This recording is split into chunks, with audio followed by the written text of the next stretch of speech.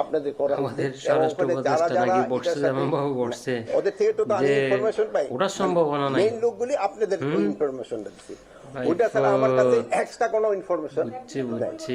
একদিনে ওইরকম কোনো পরিবর্তন হয় নাই, একদিনে আর ওইরকম কোনো পরিবর্তন, যেমন প্রথম আলোর এটা পরিবর্তন আছে যে সকাল পর্যন্ত আমাদের ছিল 10 জন, এখন হয়ে গেছে 17 জন। তারপরে আপনার হিসেবটা যেটা ওই কি বলে 30 সালের ওখানে যে ময়মনসিংহে হলো, ওই ঘটনাটায় অলরেডি আমরা কিন্তু র্যাব 7 জন এবং পুলিশ 3 জন অ্যারেস্ট করা হয়েছে, প্লাস ওই যে নোয়াখালীর লক্ষ্মীপুরের ঘটনাটা কিন্তু তদন্ত চলতেছে। এটা এক একজনে এক এক রকম কথা বলতেছে, বাট তদন্তের পরে বোঝা যাবে এই অ্যাকচুয়াল কি ঘটনাটা। আর একটা হলো খুলনা, হ্যাঁ খুলনার একটা ঘটনা ঘটছে, ওটাও মানে কিছুক্ষণ আগেই ঘটছে, মানে 10টা সাড়ে 10টার দিকে 11টার দিকে ঘটছে। আমরা অলরেডি আমি কেএমপি